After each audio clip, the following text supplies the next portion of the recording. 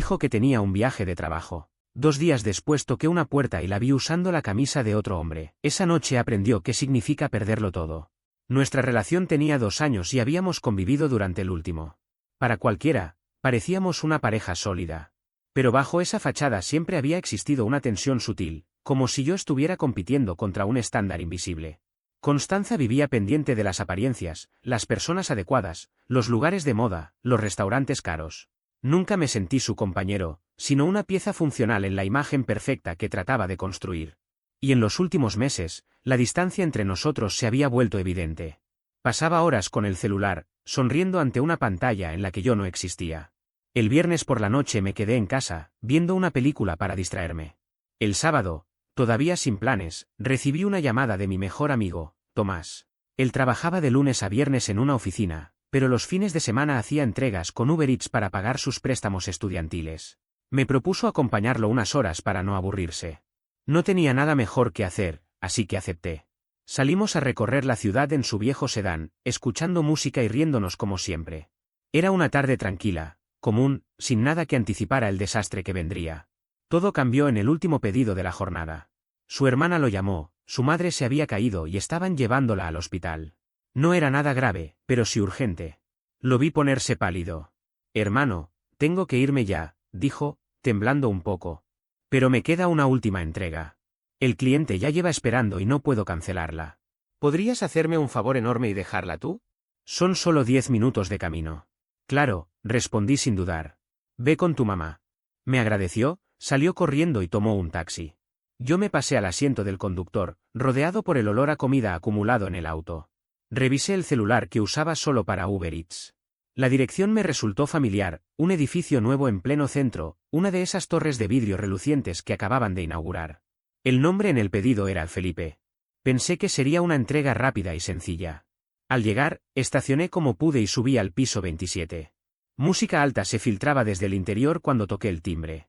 Me preparé para entregar la bolsa y regresar, pero cuando la puerta se abrió, el tiempo pareció detenerse. Allí estaba Constanza. La mujer que, en teoría, estaba a 3 horas de distancia en un retiro corporativo.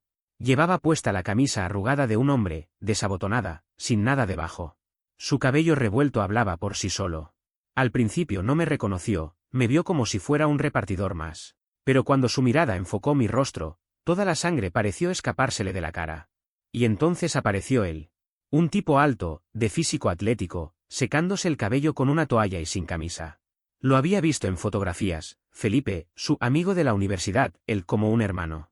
Lo había conocido brevemente en una fiesta hacía 1 año y me había bastado un instante para notar su arrogancia. Los tres quedamos paralizados, formando un triángulo incómodo de traición. Pero el primer cambio en el ambiente no fue arrepentimiento en su rostro, sino desprecio. ¿Qué diablos haces aquí? Me escupió, como si yo fuera quien estuviera en falta. ¿Por qué estás haciendo entregas de Uber Eats? Me das vergüenza. Algo dentro de mí se quebró. No era solo dolor. Era rabia pura. Miré la bolsa en mis manos, luego su cuerpo envuelto en la camisa de otro y al idiota medio desnudo detrás de ella. ¿Vergüenza de mí? Dije con voz firme. Solté la bolsa. La comida cayó al suelo con un golpe sordo. ¿Vergüenza de mí? Tú deberías estar en un maldito retiro, no aquí, mintiendo y engañándome. Felipe dio un paso adelante y puso una mano protectora sobre su brazo. ¿Quién eres tú? Preguntó con falsa calma. Reí. No fue una risa alegre, sino una de esas que salen cuando ya no queda nada por perder. Soy su novio, respondí. O al menos lo era. Cuando la puerta del apartamento se abrió, el tiempo pareció ralentizarse.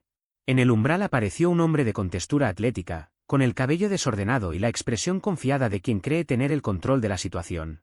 Era Felipe, el tipo con el que ella compartía ese mismo lugar que durante meses yo había considerado un simple punto de trabajo, para ella, un sitio donde se quedaba por conveniencia.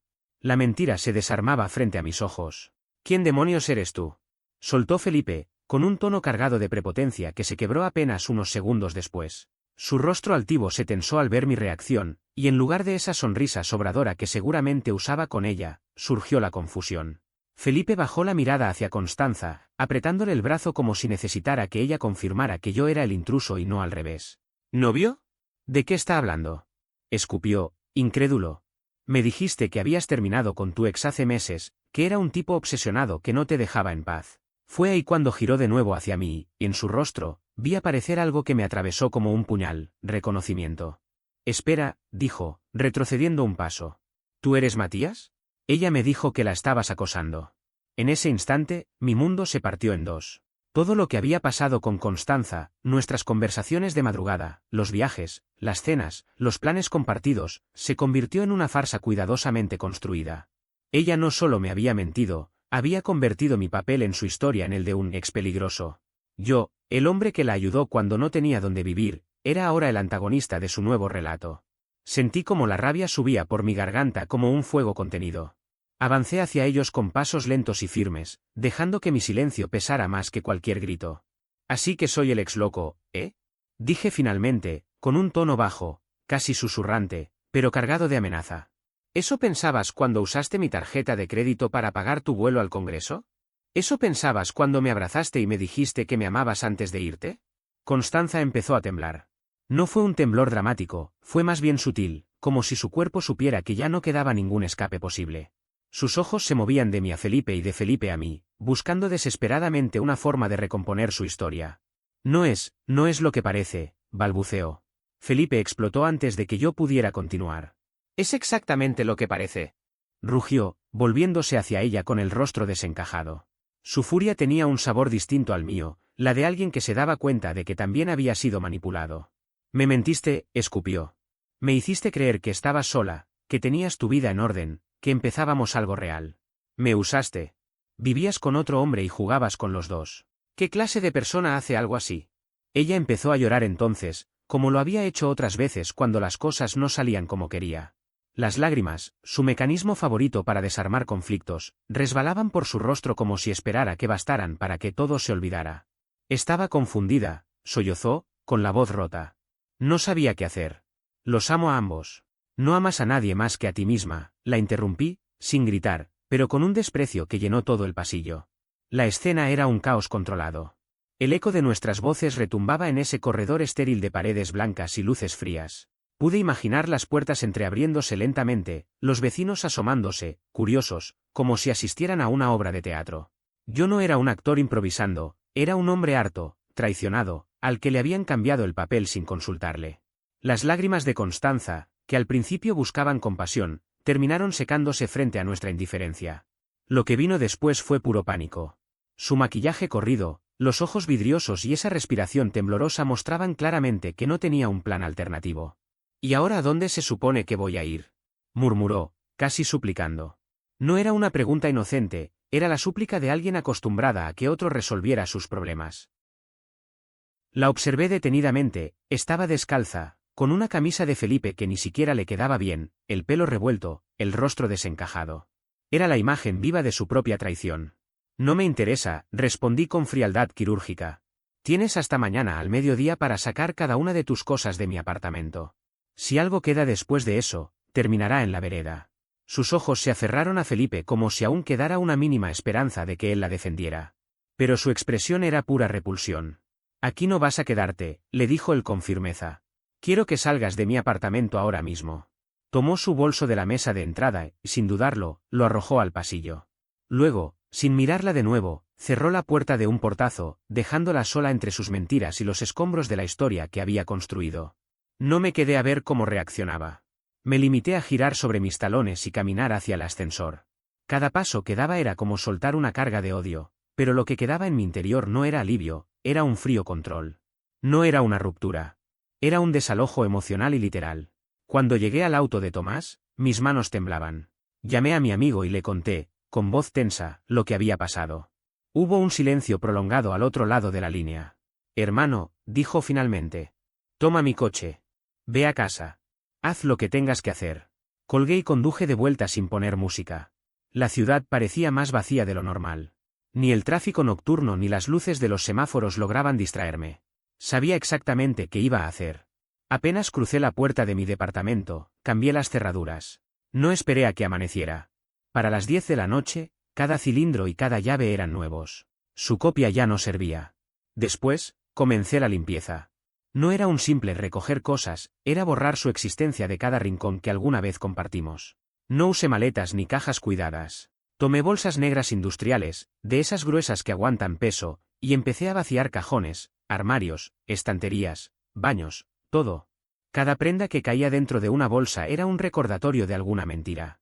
Los zapatos que me pidió que le comprara porque eran para una presentación importante. Los perfumes caros. Las cremas y frascos que llenaban el baño. Los libros que jamás leímos juntos porque siempre estaba muy ocupada. Todo fue desapareciendo. A las 2 de la madrugada, no quedaba ni un solo rastro suyo en ese lugar. Su lado del closet, que antes rebalsaba de ropa, estaba vacío. Los estantes que antes parecían un altar a su ego ahora eran solo madera desnuda. Las bolsas se apilaban junto a la puerta, 30 en total. Pesaban, pero no tanto como la carga que me estaba sacando de encima. A las 9 de la noche había comenzado la lluvia de mensajes, llamadas insistentes, textos desesperados, correos electrónicos llenos de súplicas y manipulaciones. Los ignoré todos. Ni siquiera le di el privilegio de un visto. A medianoche, cuando ya tenía la última bolsa cerrada, la cámara del timbre notificó su presencia. Abrí la app y la vi allí, intentando abrir la puerta con su llave. Su rostro pasó de la confusión al terror cuando notó que no funcionaba, y de ahí al odio. Golpeó, gritó mi nombre, exigió que la dejara entrar. Yo estaba sentado en la oscuridad, en silencio absoluto, observándola como si se tratara de una escena en cámara lenta. A los 20 minutos se desplomó en el piso, derrotada. Entonces escribí un solo mensaje. Tus cosas están empacadas. Estarán en la vereda mañana a las 8 de la mañana. A las 12:15 del mediodía pasará un camión a retirar todo lo que quede. Estés o no estés, no me importa. Bloqueé su número sin pensarlo. A la mañana siguiente, a las 8 en punto, bajé con las bolsas por el ascensor de servicio. 4 viajes. Ningún titubeo. Las apilé en la acera frente al edificio. La gente que pasaba miraba sin entender. Para mí, en cambio, era el final de un ciclo. Una pequeña montaña de bolsas negras de basura reposaba junto a la acera. No eran simples desechos, representaban 2 años de mi vida. Volví a subir las escaleras y me quedé observando desde la ventana. Un poco después de las 9 de la noche, un auto se detuvo frente al edificio. Era Camila, la mejor amiga de Constanza, alguien en quien nunca llegué a confiar del todo. Constanza bajó del asiento del acompañante. Su aspecto era un reflejo de su última semana, parecía no haber dormido y tenía el rostro apagado. Ambas se quedaron inmóviles unos segundos, observando la pila de bolsas con una expresión mezcla de horror y molestia. Les tomó casi 1 hora cargar todo en el pequeño SUV de Camila. Hubo discusiones en voz baja, empujones bruscos y maldiciones murmuradas. Cuando finalmente se marcharon, no sentí tristeza ni arrepentimiento. Solo un vacío sereno. Pero lo verdaderamente difícil empezó unos días después. Constanza y Camila comenzaron a difundir una versión retorcida de los hechos, un relato elaborado, diseñado para pintarme como un villano. Según ellas, yo llevaba meses comportándome de manera celosa y controladora. Afirmaban que la había rastreado hasta el departamento de su amiga, donde supuestamente buscaba espacio, y que luego había irrumpido lleno de ira, la había agredido y echado de casa con lo puesto. Pronto comencé a recibir mensajes de amigos en común preguntando qué había sucedido. Sabía que negar las acusaciones no sería suficiente, necesitaba pruebas sólidas. Entonces llegó, como un golpe de suerte, un mensaje de un número desconocido. Era Felipe. Su texto era breve y directo. Hola, soy Felipe. Lamento todo esto. Constanza está fuera de control. Está diciendo que tú nos atacaste a los dos. Es mentira y tú lo sabes. Tengo todos los mensajes en los que ella me decía que estaba soltera y que su ex loco la acosaba. Si necesitas que lo confirme, lo haré. Esta mujer es tóxica. Ese mensaje era mi as bajo la manga. Tomé una captura de pantalla y la reenvié junto a una simple frase. Para quienes escucharon la historia de Constanza, aquí tienen las palabras del hombre con el que estaba. La reacción fue inmediata. Las preguntas cesaron, los juicios desaparecieron y comenzaron a llegar mensajes de apoyo. La campaña de difamación de Constanza se derrumbó gracias a la única persona que ella necesitaba para sostenerla, Felipe. Aún así, ella no se detuvo. Su familia intervino. Su madre me llamó fuera de sí, gritando que había abandonado a su hija en un momento crítico. La escuché apenas 30 segundos antes de interrumpirla con voz firme, sin gritar. Su hija es una mentirosa y una infiel. Tenga suerte de que lo único que hice fue sacar sus cosas a la calle. Le aconsejo preocuparse por la persona que crió. No vuelva a llamarme. Colgué sin remordimiento. Al día siguiente, recibí un mensaje de voz de su padre. Era un discurso confuso, cargado de amenazas veladas, frases como «te vas a arrepentir y no sabes con quién te estás metiendo». No sentí miedo. Solo agotamiento. Guardé el mensaje como precaución. Una semana después, ocurrió el último y más desesperado intento de provocación. Trabajo desde casa 2 veces por semana, y justo esa noche tenía un plazo importante con un cliente. De pronto, el internet se cayó. Reinicié el router, revisé cables, nada. Llamé al proveedor y, tras interminables minutos en espera, me dijeron algo que me dejó helado: no había cortes en la zona, el servicio había sido cancelado esa misma tarde. La cancelación se había hecho en línea, utilizando información de seguridad de la cuenta que Constanza conocía por haber sido usuaria autorizada. Yo había cambiado mis contraseñas principales después de la ruptura, pero olvidé modificar la de ese servicio. Lo hizo a propósito, un ataque calculado para perjudicar mi trabajo. Terminé entregando mi proyecto usando mi teléfono como punto de acceso, pero estaba furioso. Esa acción marcó un límite. Ya no era una ruptura complicada, era acoso. Sabía dónde estaba viviendo. Un amigo me había contado que se quedaba en el sofá de Camila. A la mañana siguiente fui allí. Golpeé la puerta con fuerza hasta que Camila abrió, sorprendida. Constanza estaba detrás de ella, con una expresión soberbia que desapareció al ver mi rostro. Estaba tan enojado que temblaba. Esto se acaba ahora, dije, y reproduje en voz alta el mensaje amenazante de su padre. Ambas se quedaron paralizadas. Anoche, misteriosamente, mi internet fue cancelado justo antes de una entrega laboral importante. Un acto de sabotaje que pudo costarme el trabajo, continué, dando un paso al frente. Ellas retrocedieron instintivamente. Escuchen bien, si vuelvo a recibir una llamada, un mensaje o si siquiera noto que alguien intenta meterse en mis cuentas, llevaré este mensaje, los registros de acoso y una declaración jurada sobre la cancelación del servicio directamente a la policía. Pediré una orden de restricción. ¿Me entendieron? El silencio fue su respuesta. El miedo a las consecuencias legales se les notaba en la cara. Constanza, intentando un último movimiento, dejó escapar un sollozo. Pero Matías, ¿yo? La interrumpí con desprecio. No hay ningún nosotros. Quemaste ese puente cuando te fuiste inventando un viaje de negocios. Me di la vuelta, caminé hacia mi auto y me fui sin mirar atrás. Bloqueé su número, el de Camila y los de sus padres. Al llegar a mi departamento, el silencio se sintió como un bálsamo. Todo estaba limpio, tranquilo. Me serví un trago y eliminé cada fotografía que aún conservaba de ella. Por fin, había terminado.